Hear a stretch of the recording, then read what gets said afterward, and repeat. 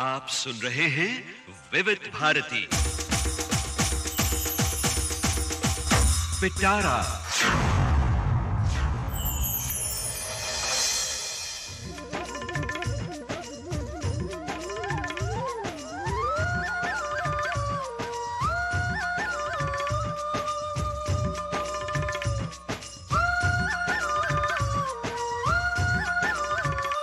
पिटारा में आज उजाले उनकी यादों की।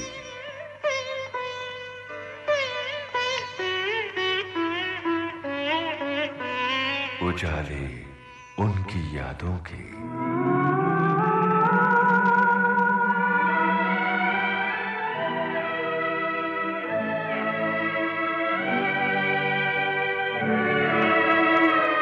उजाले उनकी यादों के।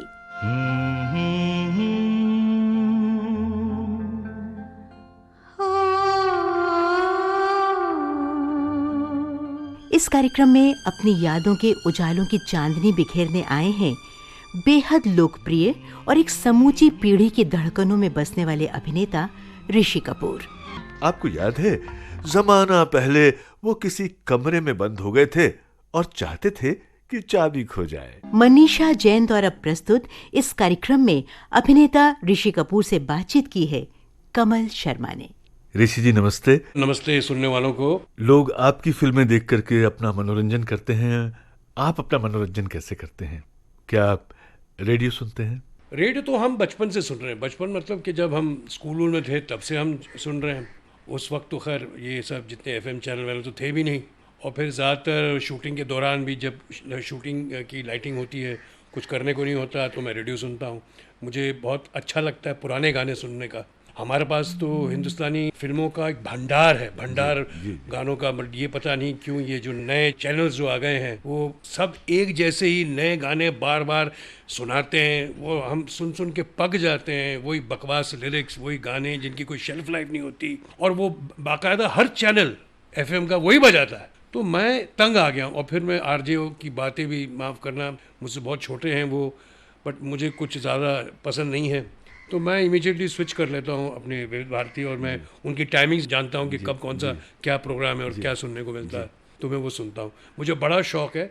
लेकिन कमल जी, मुझे एक शिकायत है इस बात पर कि इतने साल बीत गए, टेक्नोलॉजी नहीं आ गई, तब्दीलियाँ हर तरफ से हो गई, बट मेरी शिकायत ये है कि विविध भारती एफएम के दौरान क्यों नहीं सुनाया जाता, और वो भी ख़ास तौर पे मुंबई शहर में। मैं तो मुंबई का हूँ। मुझसे कहा गया कि मेट्रोज़ में उन्हें इजाज़त नहीं दी गई है, तो ये तो बिल्कुल नाइंसाफ़ी है कि हमें क्यों नहीं मिलता। विविध भारती के पास जो भंडार है हिंदी संगीत का, जो पुराने पुराने संगीतकार जो अब हमारे बीच नहीं हैं, लिरिसिस्ट जो नहीं हैं, जो पुराने गाने जो कभी ज़िंदगी में हमें सुनने को नहीं मिलेगा एफएम चैनल्स में, वो हमें विविध भारती क्यों नहीं सुनाती एफएम के दौरान। ये मेरी बहुत शिकायत, बहुत स्ट्रॉन्ग शिकायत है आपको। आपने संगीत की बात की, संगीत का बहुत शौक है, और संगीत किस तरह का पसंद है आप? ज़्यादातर मुझे पुराने गीत सुनने में मज़ा आता है, क्योंकि एक नॉस्टैल्जिया सा आपने बंधा रहता है। फिर कुछ यादें भी होती हैं संगीत से जुड़ी। नए संगीत भी हम सुनने के शौकीन हैं। कभी कभी अच्छे गाने भी होते हैं, कभी कभी ऊट-पटांग भी होते हैं। आज के ख़ास तौर पे संगीत में मैं देख रहा हूँ ज़्यादातर कि लिरिक्स की तो कोई परवाह ही नहीं है, कोई इसे तवज्जो देता है या कोई इसे ख़ास इंपॉर्टेंस देता है। तो ये बात की एक मुझे बहुत शिकायत है। और दूसरी एक और बात शिकायत में ये कि पहले पुराने ज़मानों में जो सिंगर्स होते थे वो प्लेबैक सिंगर्स होते थे। आज के ज़माने में वो सिंगर्स हैं। मुझे इनसे कोई शिकायत नहीं है। ये सिंगर्स रॉक स्टार्स हैं। ये शायद हमारे पुराने सिंगर से भी बहुत बड़े सिंगर्स हैं।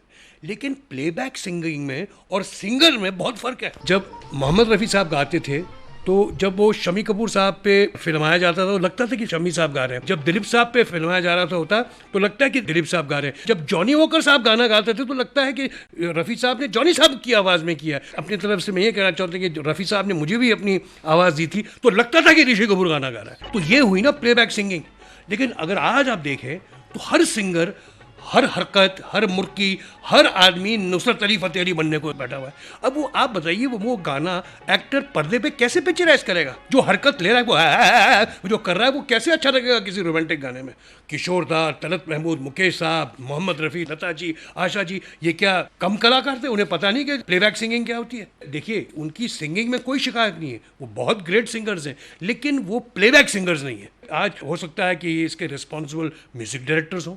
म्यूजिक डायरेक्टर शायद वो बनाते हो म्यूजिक सिर्फ एल्बम के लिए, वो सोचते होंगे नहीं यार गाना बिकता है, पर ये जानता नहीं कि गाना पिक्चराइज भी होना है किसी पे। मेरे जैसे आर्टिस्ट, मेरे जैसे एक्टर को बहुत तकलीफ होती है जब ये कोई भी गलत हरकत सिंगर कर ले, तो मैं उसको कैसे निभाऊंगा स्क्रीन पे? जो हरकतें रफ़ी साहब करते थे बड़े सटल वे से करते थे, किशोर साहब भी जब करते थे, किशोर कुमार साहब ज़्यादातर उन्होंने मेरे गाने गाए, तो उनका एक अंदाज़ था जो हम अपने तरफ से उसे बयां करते थे फिल्मों में। आज की तारीख में मैं देख रहा हूँ और सुन रहा हूँ कि मुश्किल हो गया है कि बच्चे क्या करेंगे आज, ये कैसे इसको पर्दे में जस्टिफाई करेंगे? आप देखिए ना, लता जी सब हीरोज में गाते थे, जब बच्चे की आवाज़ हुई तो लगती थी कि बच्ची गा रही है। आपके फादर की जब हम बात करते हैं, राज कपूर साहब की जो अपने आप में लेजेंड हैं, किंवदंती हैं, और इंडियन सिनेमा का बहुत बड़ा नाम है, बहुत महान योगदान है उनका, सिर्फ एक्टिंग में नहीं, फिल्म बनाने में ही नहीं, उन्होंने संगीत में भी बहुत महान योगदान दिया। जी बिल्कुल। और जिस तरह की लोगों की टीम उन्होंने चुनी और जिस तरह के लोगों के साथ बैठ करके संगीत पे जो काम होता था, हम सबको मालूम है, लेकिन हम आपके मुंह से सुनना चाहते हैं कि उनके कंट्रीब्यूशन को फिल्म संगीत में आप क्या मानते हैं, किस तरह का योगदान मानते हैं? देखिए, ये सवाल जो आपका है उतना ही डिफ़िकल्ट है जितना बड़ा सागर है।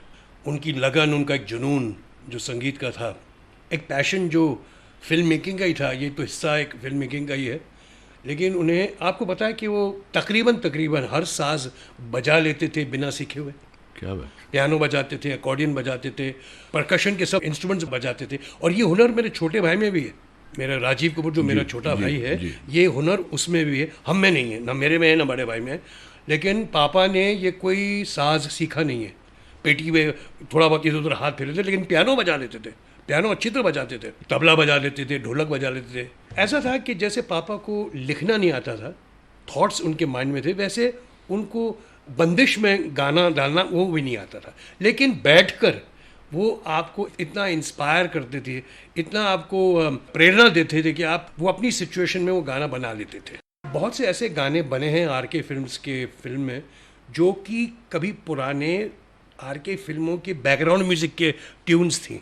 मसलन के जाने कहाँ गए वो दिन is a background music, I think in आवारा या बरसात, या वो जो जिस देश में गंगा बहती में भी है, जो जाने कहाँ गए वो दिन की धुन जो है, जी। तो वो धुन उनकी थी ना, वो उन्होंने खुद बनाई हुई है, मतलब कि शंकर जयकिशन ने बनाई हुई है, तो हमारी मलकियत थी, तो उसे कब कहाँ उसे यूज़ करना है उसे यूज़ किया गया है। जैसे कि बॉबी का एक गाना था कि मुझे कुछ कहना है, तुम्हें भी कुछ कहना है, पहले तुम पहले तुम पहले तुम, और उसमें म्यूजिक भी बताइए कौन सा गाना है ये गाना है जॉन जानी जनार्दन तररम पम पम पम पम। तो ये लक्ष्मीकांत प्यारलाल की म्यूजिक इंटोनेशन थे, तो वो गाना ये बना नसीब का गाना जॉन जानी जनार्दन था, तो वो गाना बॉबी के इंटरल्यूड का। तो ये पुराने जो ये मास्टर्स थे, एस डी बर्मन साहब, नौशाद साहब, सलील चौधरी साहब, शंकर जयकिशन, ये जितने माहिर जो गुणी लोग थे, संगीत के बादशाह महाराज कहा जाए, उनमें इतना भंडार था, क्या क्या नहीं किया उन्होंने गाना। इसलिए मैं आज कंप्लेन करता हूँ कि ये क्या मेरी बदकिस्मती है कि मैं एफएम चैनल में ये सब आज के नए बच्चों को सुनूंगा। मैं क्यों नहीं सुन सकता हिंदुस्तान के जो नगीने हैं, जो हमारे पास हैं, उनका काम भी हमको इस जरिए सुनना चाहिए। क्या क्या उन्होंने हमारे लिए बनाई है, ये तो बच्चों को नहीं सुनाओगे तो आप इससे कैसे बढ़ाओगे आगे? पर्दे पर आपने बहुत सारे गानों को जिया है और उनके साथ में एक्टिंग ही की है, लेकिन अकेले में किसी गाने को गुनगुनाते हुए, किसी गाने को सुनते हुए आप बहुत ज़्यादा इमोशनल हुए हैं, आंखें भीग गईं, कभी ऐसा हुआ है? नहीं, ऐसा तो नहीं हुआ, लेकिन करना पड़ता है, भावुक तो होना पड़ता है कभी कभी किसी सिचुएशन में। मुझे याद है गाना प्रेम रोग का ही था कि मेरी किस्मत में तू नहीं शायद, वो गाना काफ़ी बड़े अच्छे अंदाज में पिक्चराइज हुआ था। जब पिक्चराइज करते थे तो राज कपूर साहब मुझसे कहते थे कि तुम्हें मुझे चाहिए दिलीप कुमार, तुम्हें मुझे चाहिए कि मुझे दिलीप कुमार की डेप्थ चाहिए तुम्हारी आंखों में। तो एक बहुत बड़ी बात होती थी कि दिलीप कुमार साहब तो राज कपूर साहब के कंटेम्प्रेरी थे, तो वो यूज्ड टू सेड कि I think you have to behave, you have to have that kind of intensity, वो मुझे एक ऐसे डेप्थ चाहिए। तो मुश्किल होता था कि भाई कहाँ यूसुफ साहब, कहाँ हम लोग। तो ऐसे ऐसे गाने हमने किए हैं बहुत से। जब मैं हीरो बना तो ज़्यादातर कहानियाँ कम बनती, तवज्जो थोड़ा म्यूज़िक पे हो गया रोमांस पे हो गया, सोशल मैसेजेस पे हो गई। जब रणवीर बना हीरो, मैं दौर की बात कर रहा हूँ, तो मुझे जो तो हैरत होती है कि रणवीर किस किस्म की फिल्में करेगा। बट मालिक का उपकार है, मेहर है उनकी, कि रणवीर को चुनने की वो शक्ति थी कि वो ऐसी पिक्चरें करे जो कि हटके भी रहे and at the same time main stream भी रहे। तो उसने सही फिल्में चुनी। हम जब कहते हैं कि हमारी फिल्म सोसाइटी को रिफ्लेक्ट करती हैं, तो पापा ने और मैंने तो कि आज की सोसाइटी में क्या रिफ्लेक्ट करोगे यार, क्या बनाओगे पिक्चरें। तो रणबीर के लिए तो बहुत मुश्किल हो गया ना। जब मैं रणबीर कहता हूँ तो मैं रणबीर के एज ग्रुप के एक्टरों की बात करता हूँ, वो इस जनरेशन की बात कर रहा हूँ। तो आज का बच्चा क्या पिक्चर बनाएगा। मैं समझता हूँ कि हाँ, ऐसी पिक्चरें नहीं बनानी चाहिए जिसमें किसी को भी ठेस पहुँचे।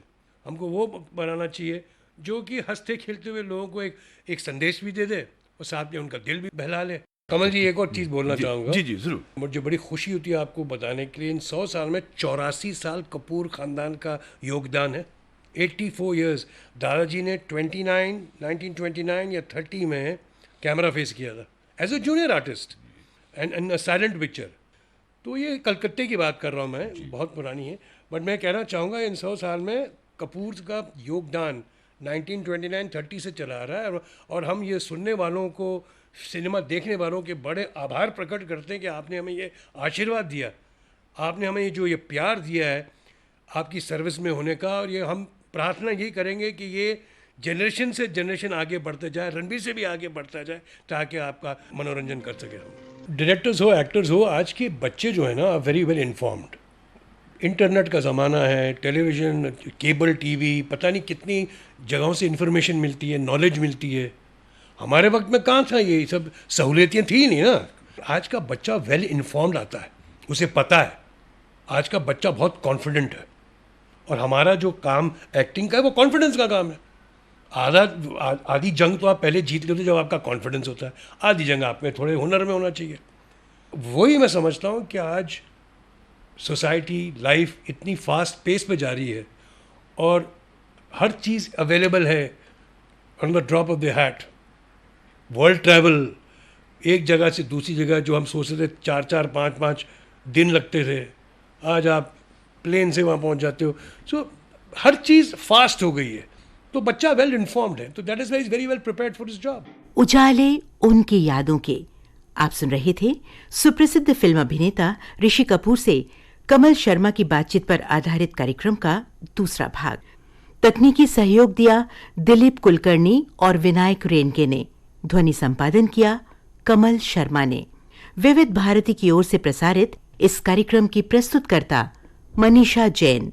अभिनेता ऋषि कपूर से की गई इस बातचीत का तीसरा और अंतिम भाग आप सुनेंगे अगले हफ्ते। कार्यक्रम उजाले उनकी यादों की।